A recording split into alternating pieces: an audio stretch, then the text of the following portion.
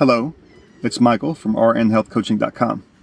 I'm going to do a video today, and the subject matter of the video is going to be basically what is my life philosophy and how did I come to acquire that over the years. So I'm 43 years old, and I can say my life philosophy probably started shaping when I was 0 years old with the influence of my parents. But of course I'm not going to go back that far. Probably what I'm going to do is just kind of start maybe with grammar school, elementary school. For most of my young life I went to Catholic schools in New Orleans, and so probably the beginning of my own philosophical viewpoint started very young with the Catholic Church and the Bible. So I'm not going to go much into that, but I think that it's fair to say that some of those early tenets of life, thou shalt not steal, thou shalt not kill, thou shalt not commit adultery, blah blah blah, were probably ingrained into my mind at an early age, even though I maybe didn't follow them all to the T. So fast forward a little bit past that, and then I distinctly remember early in life, right before I graduated high school, I was considering I did go to the University of New Orleans, and my grandmother was helping me out with this process. She's an English teacher and a journalism teacher. And she said that one of the questions that they may ask for your admission process of the testing is, what is your life philosophy in 2,000 words or less? And so I'm probably jotted down some notes and thought about how I would answer that then. So that was kind of like one of the first instances I had of me maybe coming across the question of what is my life philosophy and how does that affect me, and actually considering, maybe not at that point shaping it, but at least being cognizant that maybe I should have one. So then of course I took the Psychology 101, and then I came across Maslow's hierarchy of need. When you're coming across that, when you have the physiological, and then safety, love, esteem, and self-actualization, and these basic tenets of Psychology 101.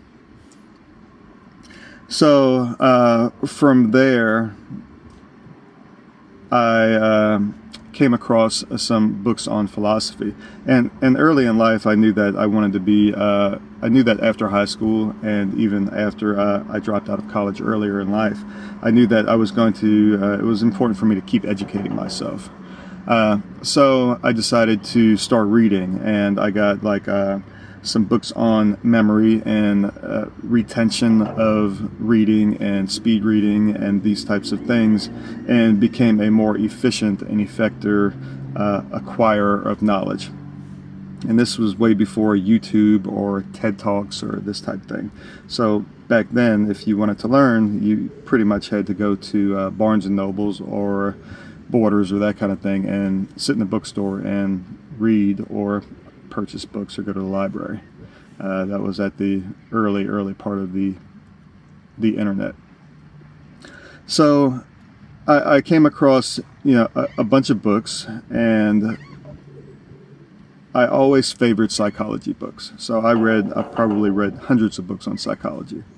And then I came across books on philosophy, and some of the early ones that shaped me were Ayn Rand, and The Virtue of Selfishness, and Atlas Shrugged, and Fountainhead. So I remember things like in Fountainhead, they asked Howard Roark, the guy asked, well, how do you feel about the fact that I'm doing this to you? Or no, it wasn't that. It was, what do you think about the fact that I'm doing this to you? And Howard Roark says, I don't think. Basically, I don't think about that. So something little like that, but in the context of that book, was actually made a profound effect. It's like, you know what, you don't have to let things bother you if you don't want them to. And then, like Atlas Shrugged, there's John Galt. I swear by my life and my love of it that I shall not live for the sake of another man, nor shall I ask another to live for mine. So personal responsibility, and expecting others to have personal responsibility as well. It's not your responsibility for others' responsibility, for the most part, you know. So that's shaped my expectations of a lot of relationships, because basically it's important for me to be with someone that has personal responsibility. And the virtue of selfishness, I remember a definition in there. A virtue, a value is something which you aim to keep. A virtue is the process in which you aim to keep it. So just being a virtuous person and defining what your virtues are and also your values. So basically that's kind of like short-term, medium-term, and long-term goals, or your values of what you want to keep, and the virtues or the processes, the way you get there. So all of this, you know, goes back also to personal responsibility and ensuring that you take care of this process for yourself. Then I read books like, one of the ones that I remember distinctly was the Power Performance by Roger Dawson. And in this book, it was like the 13 Steps to Power Performance, I think is what it was. And he was talking about being a mountain climber. And at this point of his life, he wanted to climb all of the 14,000-foot mountains. And then he went to Europe and was climbing some mountains there, and some people there asked, well, what is it that you're doing? He's like, I'm climbing all of the 14,000-foot mountains. And they're like, well, how many meters is that? So he gave them, you know, they tried to figure out, well, how many meters is that? And it was some like arbitrary number. And they were like, why are you trying to climb every, whatever, 6,324, whatever it is, meter mountain? So it kind of like, it made you look at things like, everything is like in your own perspective and your own lens, and you set these check boxes for yourself, but that doesn't necessarily mean that they're the check boxes for the rest of the world, or that they're even logical. And then he talks a lot about being organized and efficient in your processes, and then also the fact that you have choice. At the time I was delivering pizzas, and I remember having anxiety just driving and being stuck in traffic. And after reading this book, he gave some example of, like, you know, like there's almost no situation that you're 100% stuck in. Like, you don't have to be in there. And the situation that caused me the most anxiety was like being stuck in the car in traffic. And the analogy to what he would have used in the book would have been like, you know what, even me being stuck in this traffic, even if I was on the interstate or whatever, like, you're actually not stuck in the traffic. You can put your car in park, turn the key off if you even choose to, and get out of the car and walk off the interstate. Like, you're not even stuck in that situation. I mean, there are going to be repercussions. Your car might get towed, you might get a ticket, whatever may happen, but you're not like even 100% stuck when you're 100% stuck in traffic. So that kind of gave me a shift in perspective of, you know what, if I'm in a situation that I don't like, am I 100% stuck? And the answer to all of those scenarios throughout my entire life were, I was never stuck. I was always there because I chose to be. It was on my own volition. So this was a good lesson for me to learn. So then I continued educating myself, continued reading. At some point I got back into to college later on in life and took some world history and came across Shakespeare and Hamlet and these types of things. And I remember reading Hamlet, and some of the things that were in Shakespeare were exceptionally profound. And I remember one speech that Polonius gave to his son before he was going off, and that made a big effect on me. And then another one would be just the one that everybody knows, To be or not to be, that is the question, whether 'tis nobler in the mind to suffer the slings and arrows of outrageous fortunes, or by bearing arms oppose and end them. To die, to sleep, and the remainder of that. So basically, to me, that meant the slings and arrows of outrageous fortunes, basically a lot of those are within our own head. And by bearing arms, oppose and end them, bearing arms is basically changing your perspective, taking responsibility for your own actions and your own emotional health and intellectual pursuit of happiness, and trying to figure these things out for yourself. And that's what that meant for me, and it just kind of like reinforced the journey for me. And then also, what was the other one? Oh God, I could be bound in a nutshell and consider myself a king of infinite space, where, if not that I had bad dreams. And that's basically that I'm so fortunate that I could be a king of infinite space, if it were not for that I had bad dreams, or if it not for that I had bad thought processes. So that further just kind of reinforces that it's important for you to have an awareness and observation of what it is in your head, and to not blame anybody else. I'm not saying that there's not psychopathology, and that there are not things that are very, very difficult to handle without, in some cases, a medical professional, a psychologist, a psychiatrist, psychotherapy, and maybe even psychotropic medications. But I don't think that that's the baseline for every human being. I don't feel that everybody. I don't feel that Prozac should be as prolific as it is, and that's just my own opinion. I think that a lot of that is just because of people's unfortunate positions of not having the time or the oomph to make some of these changes for themselves, specifically behavior modification, thought modification, diet modification, stress management, environmental changes, and exercise, moving, basically moving, educating, nourishing, and decompressing yourself, and starting with that as the baseline for any kind of a change that needs to take place in your head.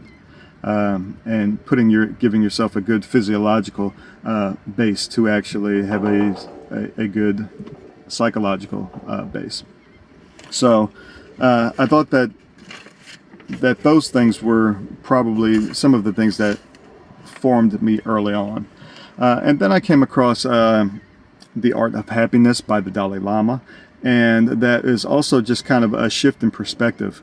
When I remember one instance where he was talking about how all of the Tibetan people were exiled from their country, and they all had to walk across these mountains and relocate an entire country, an entire people. So if you look at the logistics of that and the pain and stress of them having to do this, it kind of makes the pain and the stress of you having to go to work not as big of a deal. I was reading this book, and I was sitting on a swing that I had on the house that I owned at the time, and a bee came by and actually landed on me. And I'm not allergic to bees, but at that point I really didn't like bees.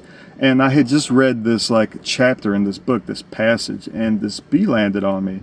And I was just thinking to myself, well, what's the worst thing that would happen if this bee stung me? I've been stung by bees before. I prefer not to be stung by bees, but it's not the worst thing. It's the direct opposite of having to move an entire country across mountains. So it kind of immediately shifted my perspective, and it was just one more occurrence of shift of perspective and how important that is for your own personal responsibility. Then later in life, I came across Reginald Ray and Mahamudra and Tibetan Buddhism. And basically in that he talks about meditation, and he talks about basically the Tibetan philosophy and how like our mind and our experience is like a great expanse of ocean, and it's very deep, but there's a lot of debris on top.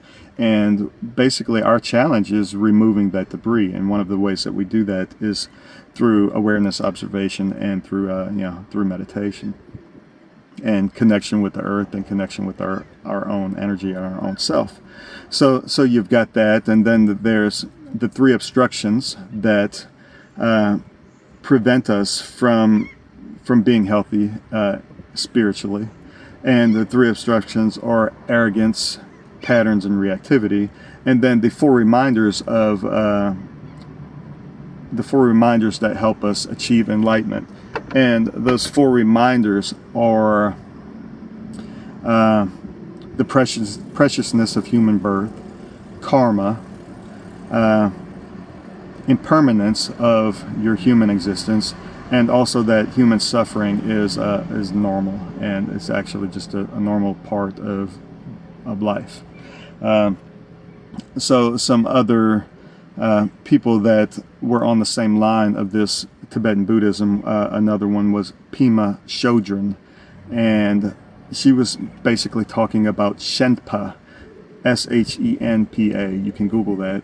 And basically Shenpa is kind of like an addiction or a process of something that we have instituted or implemented in our lives that prevent us from it's actually kind of like an escapistic thing. So if you have distress, then we initiate whatever the itch is to remove the distress. So the Shenpa would be our own source of itching, and whatever our addictions are, or the ways that we itch those itchings. So she speaks a lot about this, and one of the things that she talked about is that in order to correct this process, you have to learn, instead of escaping from it, you actually have to stay with it.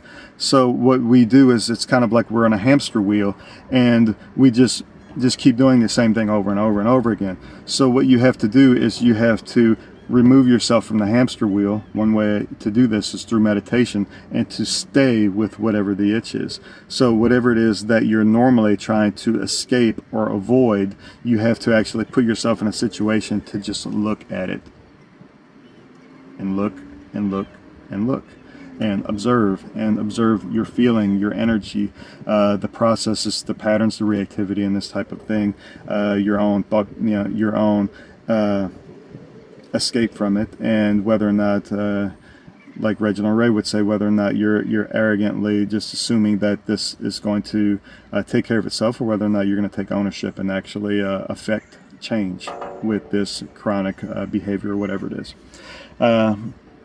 And then there was Bentino Massaro, somebody that I came across on YouTube, and he has some videos, and my favorite one was Self-Love and Aloneness.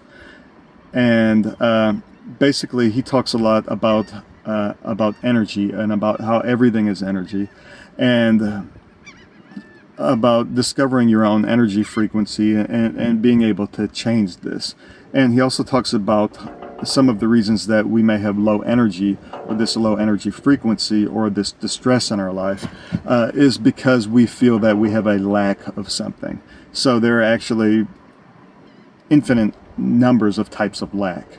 So I went through basically for a few weeks, just kind of anytime I was feeling bad or negative or in distress, I asked myself, am I feeling a lack of anything? Am I feeling a lack of companionship or friendship or love or money or health or youth or these types of things? So anyway, so I came up with like this long list of lacks that gave me any instance or degree of just emotional distress, even if it was something that just kind of crossed my periphery. And if I was able to capture it, I wrote it down, and then I went through the process of analyzing each one of these lacks to discover whether or not I actually had a real lack, or if it was just kind of a chronic story I had been telling myself.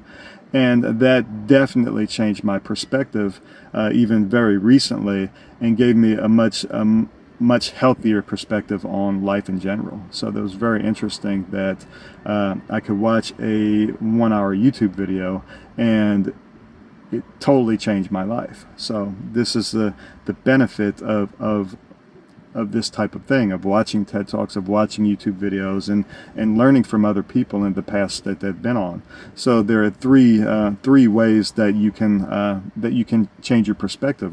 One is by like watching TV and reading the news, but the problem with that is that a lot of that is fabricated and fictitious and biased. And then there's subjective, which is by what other people are saying, what other subjects are saying about how they view things. And then there's objective, which is your own personal, your own, how you see things. So this comes through experience and through self-education. So my recommendation is to use all three, but to have the primary one, your own objective view of reality, and then maybe next subjective, and then maybe third through the lens of the television or through the news. You know, I'm not a big fan of that because it's so negative and biased, and it's really hard to capture things that are actually going to influence you. I mean, they may tell you a story of something that is going to have an impact on you, but it's not necessarily going to change your life view and your life philosophy. So then, I guess probably when I was about 30, I'm 43 now, I was going through a divorce, and it was very distressful at the time. And these are some of the core personal philosophies that I acquired. I was actually sitting down. I have a video about this on my website about, at that time, what is my personal philosophy. And I was like eating Mexican food and wrote on a napkin basically just all of the things that I thought were important to me to have a healthy life. And I came up with this. It is press if happy, PRESSIF, happy. And it's physical, relational, intellectual, social, spiritual,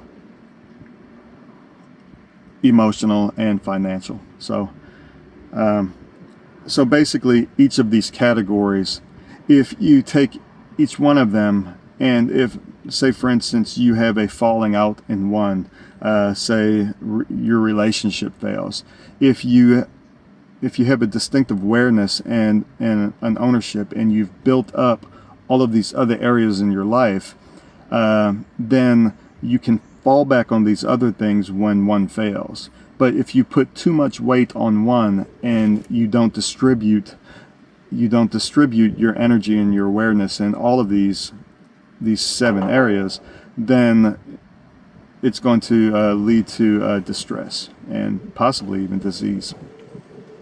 So then from there, physically, there's Slim Dunt's Railroad, which is SLIMDUNCERR, and that is basically the 11 systems of the body. So I was going through anatomy and physiology in my pre-nursing, and came across, I actually made this mnemonic to help me out with an anatomy test. And so when you're thinking about like the press if happy, and you get to physical, the P, then what you have is these 11 systems of the body, and how important it is to actually to have awareness and to take ownership of the fact that it's your responsibility to nourish, nurture, and build and grow these things to whatever is modifiable. There's non-modifiable things and modifiable things, and it's your responsibility to take ownership of your human body. So you have skeletal, lymphatic, integumentary, which is the skin, muscular, digestive, urinary, neurological, cardiovascular, endocrine, respiratory, and reproductive. So there are things that you can do in your own life, and a lot of this is just moving your body and nourishing your body. So this is basically what m.e.n.d helps you do, helps you take ownership of the physical aspect of your being. Let's see what is next. And then as far as the psychological and emotional aspect, you have blast, which is bored, lonely, angry, sad, stressed, or tired. And this also goes, and a lot of this stuff just kind of comes together. So with this, you have, these are some of the reasons that people implement unhealthy escapism and unhealthy patterns and reactivity. So if you have an awareness of if you're doing something that has an addictive tendency, or that has a negative toxic effect in your life, if you qualify, well, at this point of my time when I am doing this, or at first when I did this, which is why the journal is so important, so that after you do something that's negative and you get home at night and you realize, I did this, and I've been doing this for a long time and I need to stop, and then you go to sleep. If you don't write it down, then you don't really have a chance to analyze it. So I think you should use the journal, and in this journal you're kind of figuring out, one, it's increasing your awareness and observation. Two, it's putting your position to be more prepared next time this happens, and to kind of come up with a better process to alleviate or diminish whatever it is, that negative thing, that's the negative behavior you've been doing, or the negative thought process.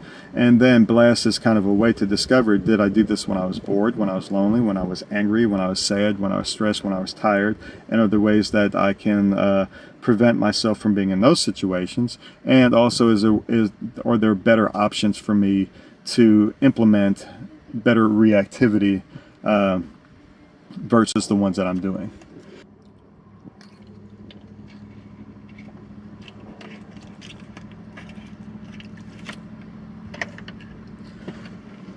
So, a few years ago, I was in a relationship that was having some difficulty, and I went to a therapist, and he had a doctorate in therapy and been doing this for a long time, and he was exceptionally good at his job, and I actually went to him quite frequently, probably for about 2 years, and a lot of this was. In our first session, he's like, "Well, what are your goals? What are you trying to achieve with this therapy? What are we going to be working on?"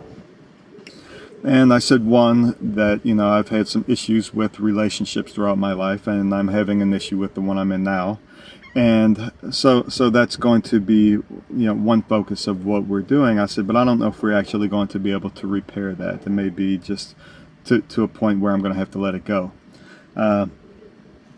But the other thing is that at that point I was 40 years old, and I'm like, throughout my lifetime I've had some repetitive themes and repetitive distress throughout my life that I wanted to work on.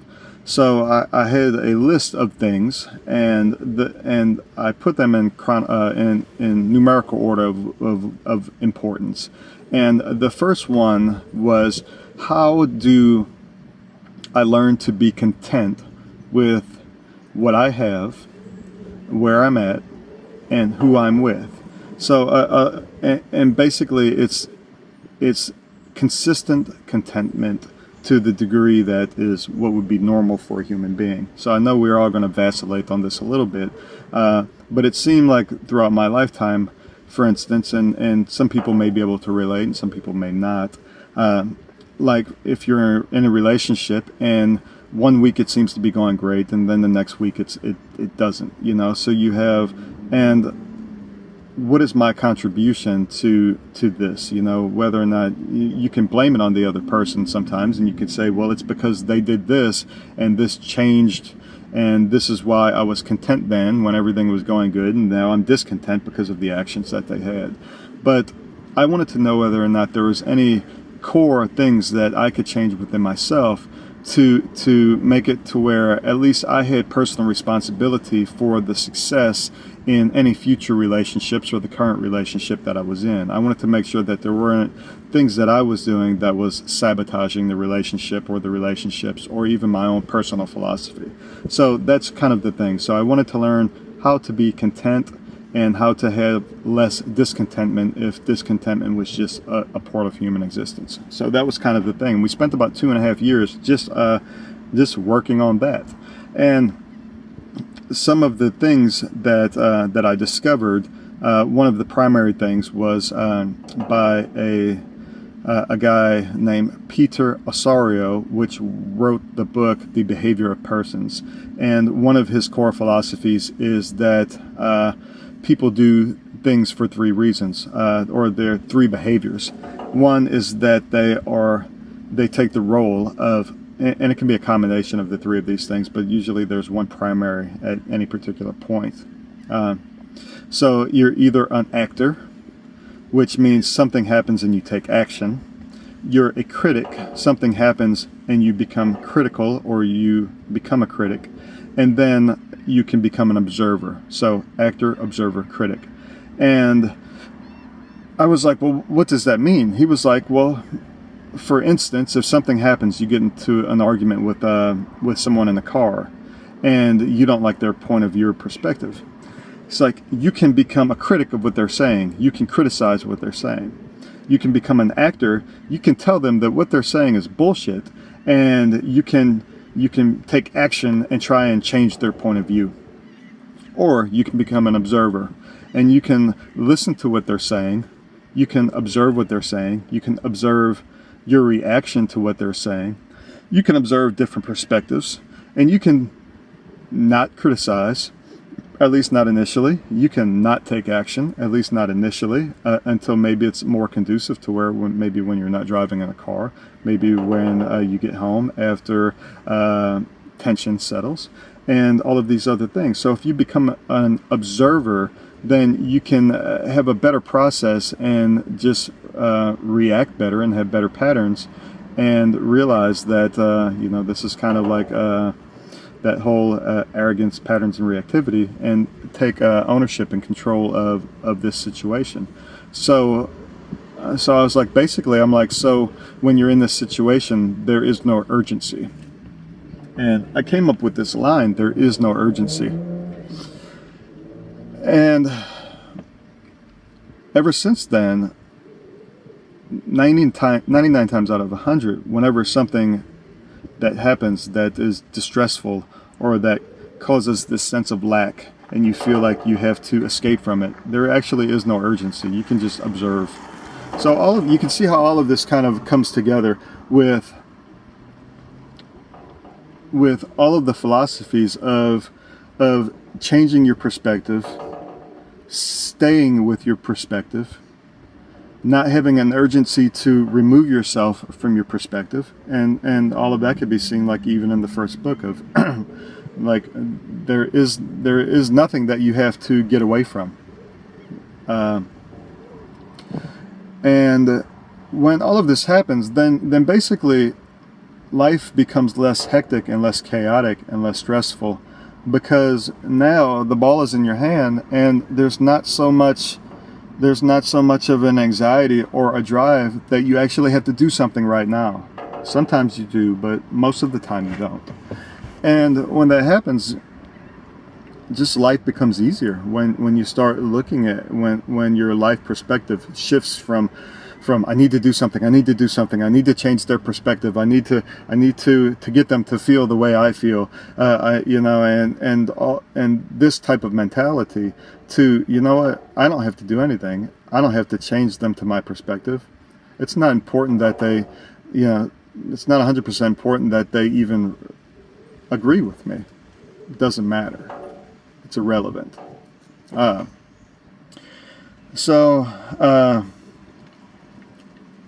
Then there's Eckhart Tolle, which is the power of now, and this is just more about being present-minded.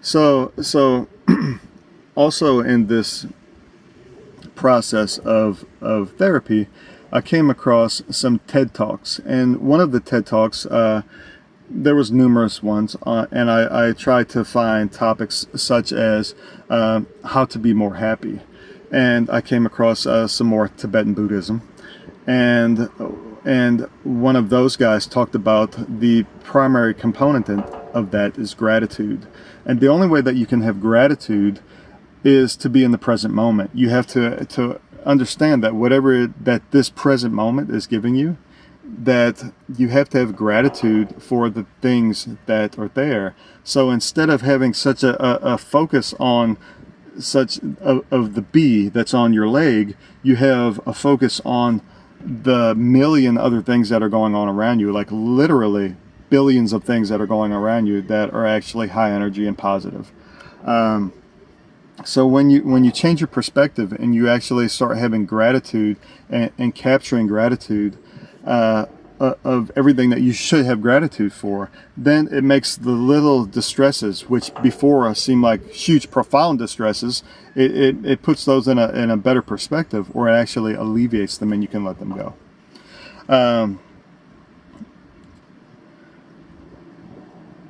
So I found that a lot of the thinking that I had in my lifetime was, and this was a TED Talk I came across, was about past-oriented thinking versus present-oriented versus future-oriented. And this was a very cool TED Talk because it talked about when you're past-oriented, then you spend a lot of time analyzing, did you do the right thing? What could you have done differently? What's the effects of this and all of this? So you have a lot of worry, anxiety, guilt, fear that it's going to reoccur. And then when you're thinking about the future, then you have a lot of worry and concern of what is it that you need to do and this type of thing. But when you're present-minded, it alleviates all of those negative emotional states and just puts you in a better headspace. So a lot of the things that we implement for past-oriented, a lot of the patterns and reactivity are the same thing that we implement for future-oriented as far as escapism. It actually prevents us from fixing whatever the things that we did in the past, and from actually preventing us from achieving the things that we actually want in the future if you're not present-oriented. So a lot of the things that we're trying to achieve is basically safety, stability, calmness, contentment. And the way you do that is become you simplify your life in the process, and you become a stronger version of yourself, which is something that Elliot Hulse, and you can YouTube Elliot Hulse, and he talks about becoming the strongest version of yourself. Then there was The Way of the Superior Man by David Deida, and he talks about the difference between the polarity between masculine and feminine energy, and the difference between men and women. So that gave me some different perspective and insight on that, and it was actually quite helpful. And then further on the difference between men and women and the interaction between them, because a lot of times if you're in relationships and relationships are causing you distress, and you're in relationships with people all the time, even if it's not sexual relationships or relationships like man and woman or husband and wife or girlfriend and boyfriend, you're in relationships. For instance, I work with as a nurse. Last night I worked with 4 guys. The night before that I worked with 4 women. So, and actually because of some of the things that I learned through like David Deida and Real Social Dynamics, RSD, I've actually kind of tweaked and adjusted just my interactions between coworkers and even patients. So because I'm dealing with men and women not entirely differently, but just a little differently, more logically in one way and maybe emotionally in another way, or at least if a female coworker is doing something that is not logically based to the point that I would view it, I can understand her perspective more and see her rationale for why she's making the decisions that she's making, and maybe I'm not being so critical. and trying to convince her that what she's doing is maybe not the right way. I'm just kind of letting that go, as long as it's quasi reasonable. So some of the things that I learned from Real Social Dynamics, and this is basically about social dynamics, about how men and women interact. So scarcity versus abundance, having abundance thinking and putting yourself in a position of abundance versus scarcity. And this is just further like Bentino Massaro with the feeling of lack. So when you have a feeling of lack, you have a feeling of scarcity. And when you realize that you do not have lack, then you can really figure out how much abundance you actually have in your life and put yourself in a position of abundance if that is not actually the case. Then to just be self-amused, to have the understanding that it's not anybody else's responsibility to make you have a glorious life. It's your responsibility to be self-amused and to be self-entertained. And if that's not happening in the position that you're in, it's nobody else's fault. It's your own fault. And you don't have to be in the position you're in if you don't want to be. You choose to be. And then congruence, which is basically having your thoughts, words, and actions actually be, they all roll together. So it's not like your thoughts and what you're saying are different than what you're doing.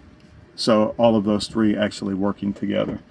The law of state transference, which is basically the way that you feel and emotionally and the energy that you're giving off actually transfer to whoever it is that's in your proximity, whoever it is that you're working with or that you're dealing with or that you're in a relationship with.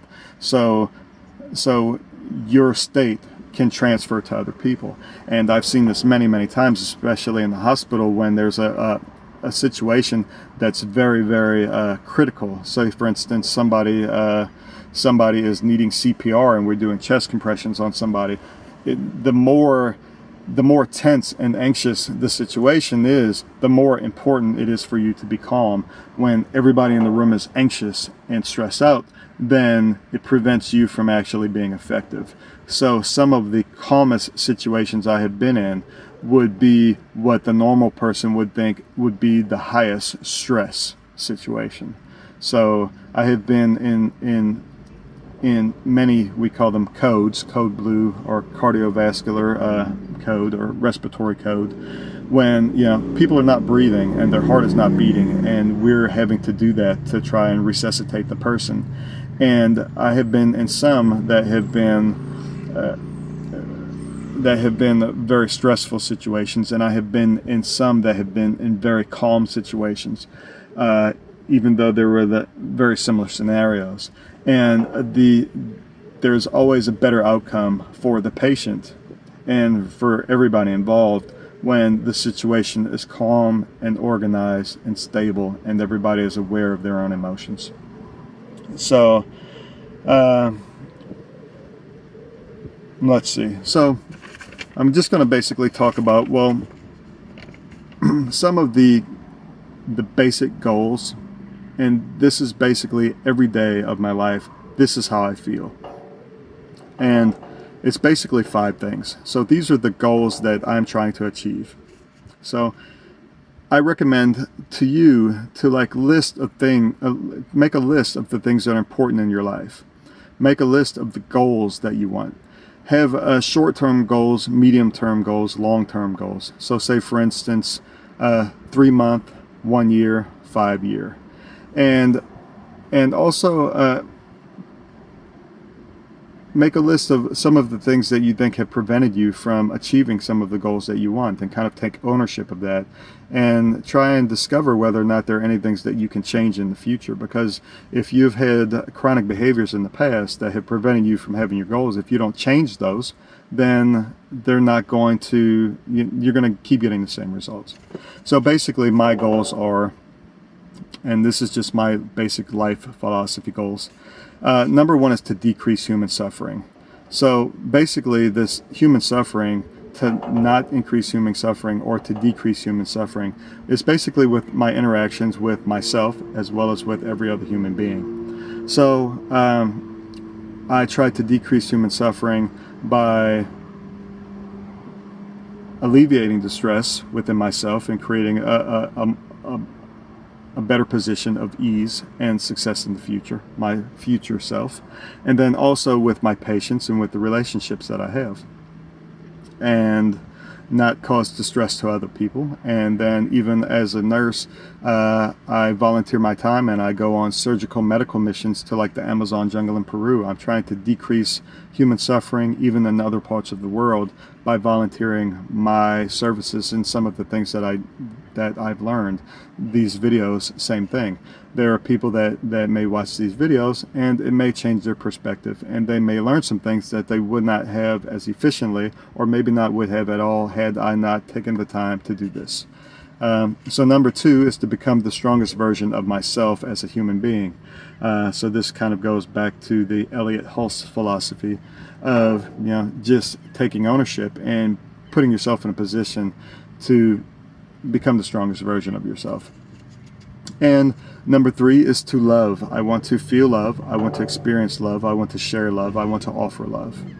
I want to live number 4 is I want to live my full life span. So basically I want to do this I want to live as long as I can in the most functional body or vessel as I can, with the healthiest state of mind that I can for the longest period of time. So in order for that to occur, I don't believe it's going to happen accidentally and without intention. So it's important for me to nourish it. It's important for me to decompress stress in a healthy way. It's important for me to take ownership of what goes in my mind, or self-education. And it's important for me to move my body and to grow my body. So this is what m.e.n.d does. It's trying to putting myself in a position to live as long as I can in as healthy a way as I can. If I can be 80 and still walking around, still hiking, that's what I would like to do. I don't want to diminish the quality of my later years because I didn't take ownership of them now. And then number 5, I want to have limited regrets. I want to have very, very limited regrets. I have just a few things that I'd probably change if I could go back in time, but for the most part I wouldn't change too many things, maybe a handful, 1, 2, 3, 4, 5, and that's because maybe some of those decisions, even though I may have learned lessons from them, cause suffering to others that maybe the cost benefit analysis of what I learned versus the distress that those decisions caused to others was not worth it, and I'd probably go back and change a few of these things, despite the fact that I may be a different person now because of them. So basically that's it. So let me just read something that I wrote. So it is simple, but it may not be easy. Many people's experiences, and of course there's a car, cop car. All right, cool. So it is simple, but it may not be easy. Many people's experiences are the primary shaper of the philosophy and worldview. Few go on to intentionally mold their own experiences and intellectual paths to highly influence the sculpture of their own being. So basically, if you were like, you were a sculptor and you had these tools and you're this blank slate of marble, it's your responsibility to discover tools and to mold who it is that you become. So each individual holds the chisel and other tools required to finish the work of art that they actually are. You are your own unformed marble slab. You can create yourself into an intellectual representation, an intentional representation of what you think a human life should look like, or you can die unfinished, living an indiscernible life from others and leaving an incomplete story that remains unformed. So basically this is how I live my life. I'm trying to shape myself as an artist would shape a marble sculpture. And lastly, ain't nobody got time for that. So And if you don't know what Ain't Nobody Got Time for That is, you should probably YouTube it and watch the video, because it's epic. So anyway, enjoy yourself. I hope this video was informative to you, and if you made it all the way to the end, congratulations, and I hope it was well worth this hour of your life. Thank you. Mend yourself, move, educate, nourish, decompress. Thanks.